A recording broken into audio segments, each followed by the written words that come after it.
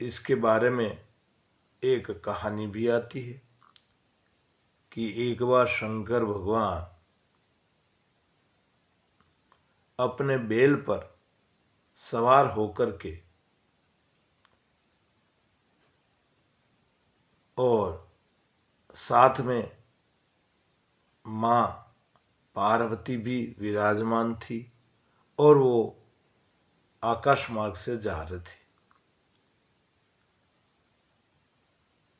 देखते हैं एक जंगल में एक असुर बड़ी भारी तपस्या कर रहा था और वह उच्चारण कर रहा था, ओम नमः शिवाय, ओम नमः शिवाय, ओम नमः शिवाय। जब प्रभु ने देखा बड़े तन्मय भाव से वह असुर तपस्या कर रहा है और लेश मात्र भी उसका ध्यान बाहर नहीं है, तो इनका नाम आशुतोष है, अतः ये शीघ्र ही उसी समय प्रसन्न हो गए और माँ पार्वती से कहने लगे कि देखो उमा, यह हमारा भक्त कितनी तल्लीनता से मेरे मंत्र का उच्चारण कर रहा है, तो इसे शीघ्र ही इसे दर्शन देना चाहिए और उसको तपस्या से निवृत्त करना चाहिए। तो उसी समय माँ पार्वती ने कहा, प्रभु आपकी जो इच्छा है उसी में मेरी भी इच्छा है, क्यों न इसे आप तपस्या से निवृत्त करो। तो उसी समय भगवान शंकर उसके सामने प्रकट हो जाते हैं और जो ही वह असुर आंखें खोलता है और देखता है तो सामने शंकर और पार्वती, माँ अंबिका और शंकर उमा महेश्वर सामने प्रकट होकर के खड़े हैं। तो वह असुर हाथ जोड़कर उनसे विनती करने लगा कि हे प्रभु आपकी जय हो, जय हो, जय हो। आपने मुझे दर्शन दे करके बड़ा ही पुण्य कार्य किया है। लेकिन असुर तो असुर ही ठहरे, क्योंकि असुर क्यों कहलाए कि जिनका स्वभाव अंततः अंतःकरण, जिनका अंतःकरण दुष्ट हो, दुष्ट वृत्ति का हो, क्योंकि वृत्ति अंदर तक बैठी रहती है। वृत्ति जो अच्छी वृत्ति होती वो भी अंतःकरण में स्थित रहती है और दुष्ट वृत्ति होती वो भी अंतःकरण में स्थित रहती है। तो उस दुष्ट के मन में आया कि अब इन प्रभु से मैं अगर वरदान मांगूं तो मेरे मन में जो इच्छा है वही वरदान मांगूं। क्यों कि दुष्ट लोग होते हैं, वह उचित अनुचित का कोई विचार नहीं करते हैं और जो कुछ भी वो कार्य करते हैं उसके परिणाम पर ध्यान नहीं देते हैं और वो शीघ्र में और शीघ्रता से वह कार्य कर लेते हैं, क्योंकि उनको अपने बल पर भरोसा रहता है, वो उनका बल का अभिमान रहता है उनको। अतः उस असुर ने भगवान शंकर से कहा कि हे प्रभु आप यदि प्रसन्न हैं तो आप कृपा करके मुझे यह वर दीजिए कि मैं संसार में किसी से हारूं नहीं, कोई मेरे से जीत नहीं पाए। दूसरी बात, आपके पास में जो यह कड़ा है, भस्मी कड़ा, उस कड़े को आप मुझे दे दीजिए। तो शंकर तो नाम आशुतोष है, उसकी भक्ति से प्रसन्न हो गए। कहते हैं कि यदि सामने वाला पात्र है, यदि शिष्य पात्र है तो सदगुरुदेव होते हैं, वह अपने अंदर गुप्त से गुप्त विद्या भी उस सत शिष्य को, क्योंकि पात्रता समझ करके उस सत शिष्य को वह गुप्त से गुप्त विद्या भी, ज्ञान भी प्रदान कर देते हैं। अतः शंकर भगवान अति प्रसन्न हुए, तो उन्होंने बिना सोचे विचारे उस असुर दैत्य जिसका नाम भस्मासुर था, उस भस्मासुर को वह अपना कड़ा प्रदान कर दिया और कहा कि देखो असुर, इस कड़े को बड़ो सावधानी से रखना, क्योंकि यह कड़ा कोई मामूली नहीं है। इस कड़े को जिसके सिर पर तुम घुमाओगे, तो वह चाहे कोई देव हो, चाहे असुर हो, नाग हो, किन्नर हो, किसी भी रूप में हो, वह तुरंत भस्म हो जाएगा। इसलिए इस कड़े का तुम बड़ी सावधानी से रक्षा करना और ध्यान से रखना। तो उसी समय उस राक्षस ने वह भस्मा कड़ा अपने हाथ में लिया और हाथ में लेकर के, और उसके मन में यह आया कि क्यों ना मैं इसी समय इसकी परीक्षा करूं।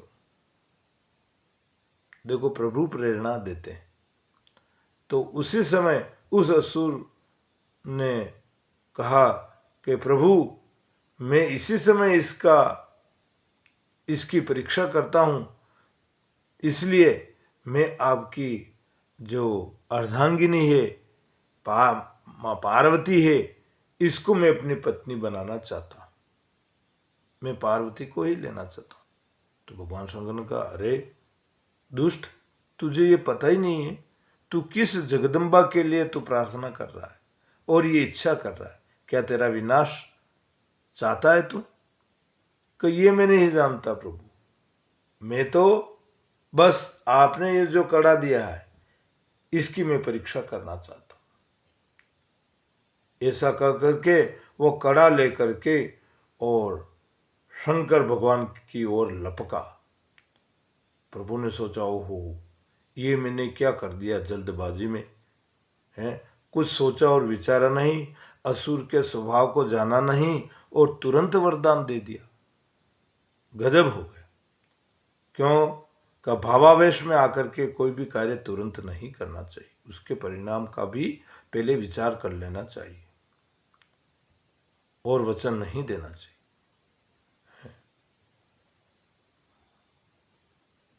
वचन दिया सोचा नहीं, होगा क्या परिणाम, ने वचन दे दिया और उसका परिणाम को ध्यान में नहीं रखा। अब भगवान शंकर आगे आगे भागते हैं, पीछे पीछे वह दैत्य असुर भस्मासुर उनके पीछे भागता है। भगवान शंकर तीनों ही लोकों में घूम गए, भागे, लेकिन कोई उनकी सहायता नहीं कर सका। अंत में उन्होंने सोचा कि अब मेरे को नारायण के ही शरण जाना पड़ेगा, भगवान विष्णु की शरण ही ग्रहण करनी पड़ेगी।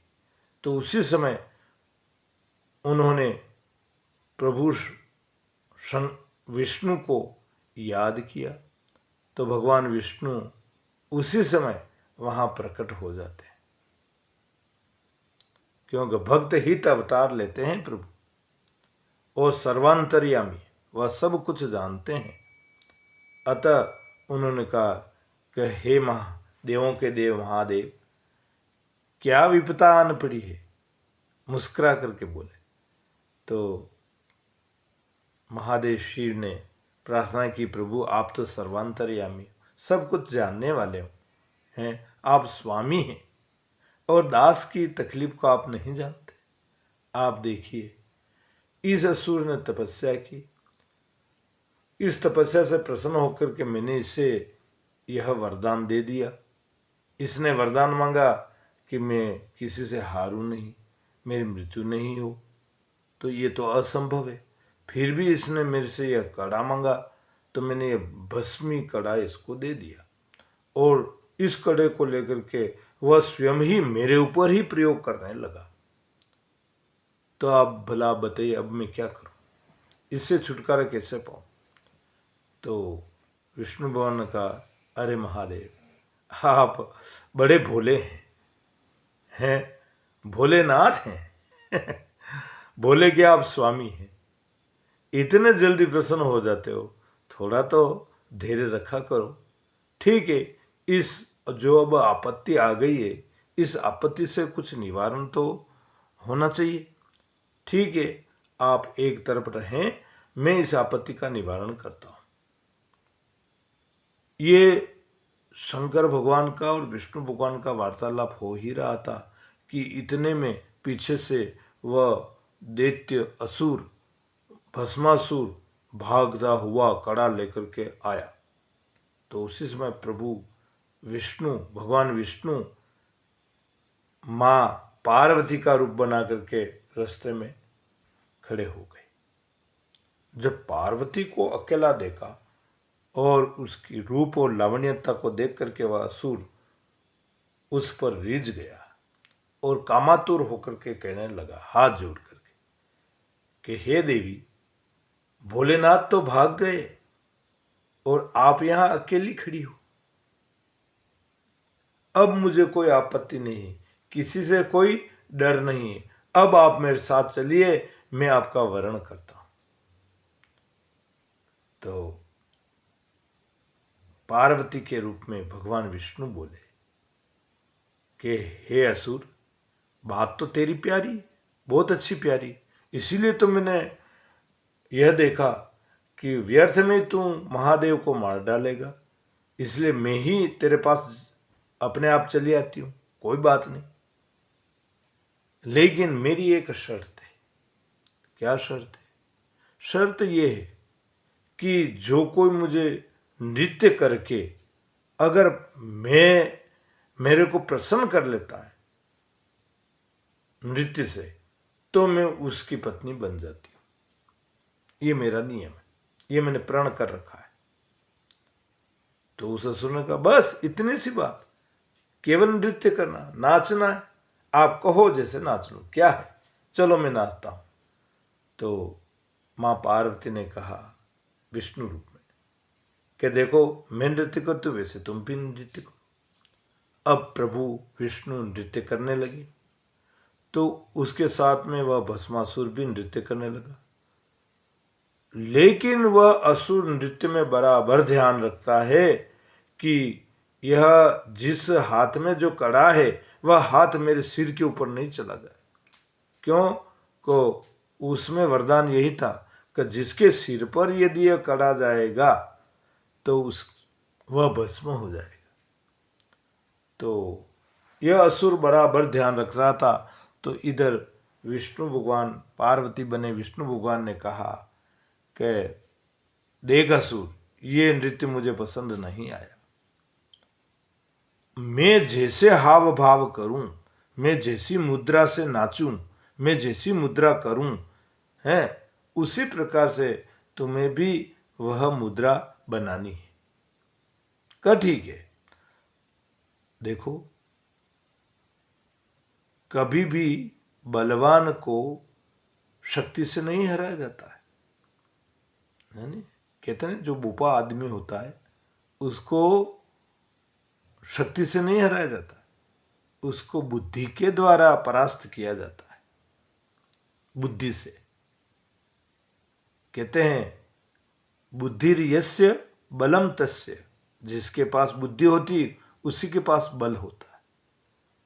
तो उसी समय पार्वती बने भगवान विष्णु ने अपना नृत्य इस प्रकार से शुरू किया कि हाथ पैर सब हिलने लगे और हाथों को माथे के ऊपर कर करके मुद्राएं करने लगे। तो असुर तो कामातुर तो था ही। अचानक उसका ध्यान उस कड़े से फिसल गया, कड़े का ध्यान नहीं रहा और कामातुर होने से वह नृत्य करने लगा। जिस प्रकार प्रभु नृत्य करते हैं उसी प्रकार वह भी, क्योंकि उसे तो किसी भी स्थिति में उस पार्वती को पाना था, तो वह नृत्य करने लगा। नृत्य करने से अचानक उसका हाथ सिर पर गया और उसी समय वह भस्म हो गया, राख की ढेर हो गया। फिर वहाँ शंकर भगवान प्रकट होते हैं और विष्णु भगवान कहते हैं, हे महादेव, अब आप इतने भोले मत रहो और ये आपका कड़ा वापस आप धारण करो और ध्यान रखो कि भक्त के मन के अंदर, अंतःकरण के अंदर जो स्थायी भाव होता है वो कभी मिटता नहीं। ऊपर दिखावा भले ही होता है, लेकिन अंदर का जो भाव स्थायी होता है उस भाव को आप पहचानो और फिर आप उसको वरदान प्रदान करो। तो यह भस्मासुर की कथा